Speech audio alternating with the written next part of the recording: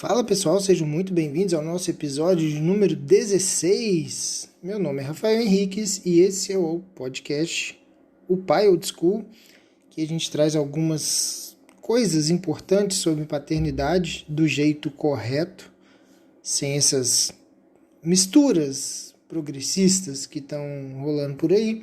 Então eu costumo falar que isso aqui é um refúgio contra o que virou a paternidade no mundo moderno, né? Então, até por isso o nome Old School. E hoje eu queria trazer uma reflexão sobre formas diferentes de criar filhos diferentes. Talvez tenha acontecido com você, na época da sua infância, de ter algum amigo na escola, de ter algum conhecido que tinha vários irmãos, e aí aquele irmão que era mais próximo de você talvez fosse até bacana, educado, gente boa e tal, mas aí de repente tem lá, sei lá, 3 irmãos e um deles simplesmente sai todo errado, assim, no final das contas ele, sei lá, ele acabou ficando conhecido como aquele mau elemento que sua mãe não deixava você andar, você ficar perto e tal. E aí eu lembro da gente fazendo umas perguntas assim, né? A gente, adolescente na época, falou assim, nossa, eu tô falando isso porque eu teve exatamente um caso desse. 3 irmãos, um estudou comigo, não era muito próximo, não chegou a ser amigo nem nada, mas dos 3 irmãos, esse que estudava comigo, ele era exatamente o que saiu meio errado. E eu lembro que o pessoal comentava assim, falava, caramba, mas o primeiro foi, né, se deu bem, fez, né, um curso legal aí, começou a trabalhar cedo, é um pai de família e tal, o segundo foi pro mesmo caminho, o terceiro aconteceu isso aí. Caramba, por que será que isso aconteceu? A criação foi a mesma. E aí, isso, na época, fazia muito sentido, né? Era um questionamento muito válido, assim. Falei, porra, um bando de adolescente de, sei lá, 16, 17 anos, pensando sobre como a essência humana pode reverberar para lados diferentes, dependendo da pressão social, inclusive de dentro de casa. Ou seja, uma tragédia, né? Uma análise que não faz o menor sentido para um moleque de 16, 17 anos. Hoje, pensando nisso, eu paro para pensar e exatamente a conclusão que eu chego é essa, é que talvez o problema tenha sido que a criação foi a mesma. Não sei se vocês já pararam para pensar nisso. Isso me voltou muito forte um tempo atrás, quando terminou a 3ª temporada de The Boys. The Boys é uma série que vem do quadrinhos, agora eu, não vou, eu acho que ela é da DC. É uma série de HQs, né, de quadrinhos, e aí virou a série e tal. Espero que vocês não pretendam ver, se ainda não viram. E eu espero que quem já viu tenha visto tudo, porque provavelmente vai ser um spoiler aqui, mas não é nada que afete a trama da série em si, mas eu quero fazer um recorte para comentar exatamente sobre isso. Sobre como filhos diferentes, no mesmo ambiente, eles vão reagir totalmente diferente. E a mensagem final, que já fica aqui de uma vez, é que se você tem mais de um filho, você não pode tratar os 2, ou os 3, ou a quantidade que seja, você não pode tratá-los da mesma forma, porque a chance de dar uma merda gigante é muito grande. Qual que é o arco que eu tô querendo recortar? O arco do Billy Butcher. Nos últimos episódios, eu acredito que no último, ele tem um episódio de que ele entra em contato com umas reflexões internas, e aí ele volta lá na infância dele e tal. E ele era o irmão mais velho, ele tinha um outro irmão mais novo. E o Billy, ele é um cara meio valentãozão e tal, ele é todo durão, não sei o que. Ele é uma espécie, pra quem não tá familiarizado com The Boys, ele é muito parecido com o Wolverine. Um cara assim solitário, meio mau elemento, tá um cara bom no final das contas, mas é um cara meio anti-herói, assim, meio solitário, meio rabugento e tal, meio estourado. Tem muito parecido com o Wolverine. E aí ele tem um irmão mais novo que é super sensível, né? E aí é que tá o negócio. Já começa esse tipo de separação aí. Só que para piorar, Os dois tinham um pai extremamente abusivo, tanto verbalmente quanto fisicamente. Tem uma cena, inclusive, que o Billy Butcher, né, que é o protagonista, ele se coloca entre o pai e o irmão e apanha no lugar do irmão, um ato de muita coragem, muita nobreza, porque ele sabia que ele aguentava a coça, né? Ele sabia que ele aguentava apanhar, ele sabia que o irmão era mais sensível, mais frágil, então ele se colocou como um escudo, né, entre o pai e o irmão. O pai abusivo, agressivo, alcoólatra, mais um monte de coisas horríveis.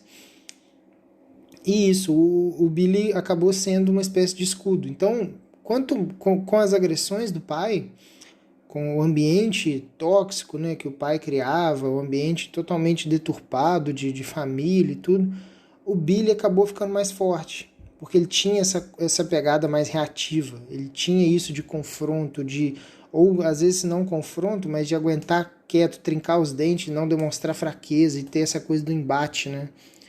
Já o irmão, agora eu não vou nem lembrar o nome, porque ele realmente não faz tanta diferença para a trama, ele faz muita diferença na hora de fechar a história do Billy, né? A história individual do personagem Billy.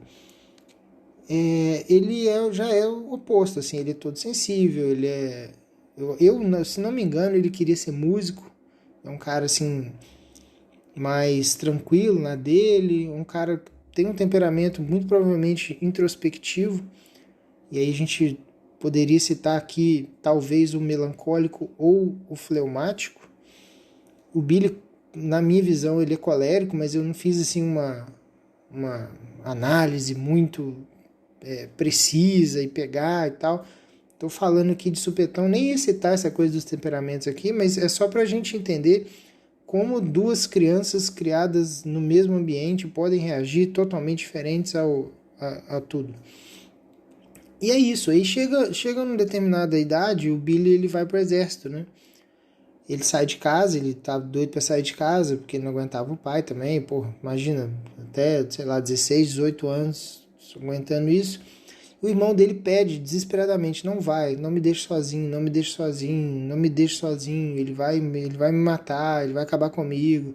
E o Billy o tempo todo fala, cara, você precisa ser forte, eu te protegi até agora, eu me coloquei entre, né, me fiz de escudo e tal, mas eu preciso tocar minha vida, eu preciso correr atrás das coisas, e eu preciso que você seja forte, eu preciso que você seja forte. E não, por favor, não vai e tal. E aí vem o spoiler, se você não assistiu, não quer saber, pula um pouquinho, uns 30, 40 segundos para frente. E aí o que acontece é que o irmão dele se mata, né? Ele não aguenta a pressão. O pai realmente acabou com a vida dele, mas não de uma forma ativa, né? Ele foi fazendo a vida do irmão um inferno e ele não aguentou. O sofrimento foi tão grande, ele absorveu aquilo de uma forma tão terrível, de uma forma tão destruidora, que a alma dele não aguentou, ele pediu arrego, ele acabou com a própria vida. E aí é legal porque a trama ela fica bem complexa, porque lá na frente o Billy vai acabar se culpando por isso, né? Apesar de ele não ter tido culpa, na verdade ele ajudou muito o irmão enquanto ele pôde, né? Enquanto ele estava em casa e tal. Mas enfim, não é esse o ponto. O ponto é, duas pessoas muito diferentes no mesmo ambiente vão reagir totalmente diferente. É muito importante que você esteja atento à conformação psíquica do seu filho e tente entender o que vai reagir melhor, o que vai reverberar melhor dentro da alma do seu filho. Isso para tudo. Tanto para você, para coisas mais superficiais, tipo, dar presente, levar para passeios, até a questão de disciplina, porque disciplinar um colérico é totalmente diferente de disciplinar um melancólico. Se você fizer da mesma forma, pode acontecer duas coisas. Ou você vai ser leve demais com os dois, e o colérico ele vai continuar rebelde, ele não vai surtir efeito nele, e aí no melancólico, beleza, pode até acontecer de dar certo. Ou você vai pressionar demais os dois, e aí o colérico pode ser que aprenda, e o melancólico vai passar a vida em terapia. Então, é muito importante que você entenda um pouco, não necessariamente ficar, ler um tratado sei lá, de psicanálise ou de tratado de psicologia e ficar debruçado em artigos e toneladas, não é isso. É que você precisa entender, mais ou menos, baseado em bom senso, o que vai funcionar melhor com cada filho. Eu vejo isso como uma obrigação do pai, né? Porque se você não tem esse mapeamento mínimo das pessoas que você tem por obrigação orientar, o que você vai conseguir fazer da sua vida? Se os seus 2, 3 filhos estão dentro da sua casa todos os dias, dependendo de você, estão ali com você, e você não consegue entender o que pode ser melhor para um ou para outro, como pode ser a dinâmica com cada um, e o quanto você precisa se adaptar a cada um, seja no castigo, seja na recompensa, seja enfim, no dia a dia. Então, veja, fica bem complicado aí, né, pensar em ter mais filhos e tal, nesse sentido. Então, essa era a dica de hoje. Eu queria muito que vocês refletissem sobre isso e queria muito que vocês enviassem isso aqui para alguém, se te ajudou a enxergar alguma coisa, se pode ser que isso tenha ajudado você e pode ser que isso ajude outras pessoas também. Inclusive, eu queria deixar aqui um recado final. Tem uma masterclass de 1h15, mais ou menos, no meu canal do YouTube, o Pai Old School também, sobre como criar filhos confiantes. E aí lá tem um geralzão, né? Claro que não dá para aprofundar em todos os aspectos de todos os temperamentos, mas tem lá um geralzão. E se não for pedir demais, aparece lá, se inscreve no canal e deixa lá seu like. E manda para bastante gente. Vocês sabem que eu estou começando aqui esse trabalho. Nós estamos no episódio 16 aqui. Acho que tem 5 episódios do podcast lá no YouTube, mas eu não vou continuar colocando assim com muita frequência, porque dá muito trabalho passar o áudio pro vídeo, não sei o que, fazer montagem, fazer thumb, não sei o que. Dá trabalho. A ideia aqui é simplificar o máximo possível para que eu consiga fazer durante muito tempo. Porque se ficar dando muito trabalho, eu vou acabar desanimando e não vai dar tempo de fazer, aí vou ficar 1, 2, 3... É igual dieta, né? Você faz uma dieta muito restritiva, você faz ela 3 dias, e aí depois você pede, pelo amor de Deus, para parar com aquilo, porque aquilo é um inferno na sua vida e você toma raiva de dieta. Já aconteceu isso comigo em alguns outros projetos, de pegar e fazer um negócio super trabalhado, não sei o que, e aí eu acabar desanimando. Eu não quero desanimar disso aqui, isso aqui para mim é um projeto de vida, porque eu, de qualquer forma, já vou estudar para os meus filhos mesmo.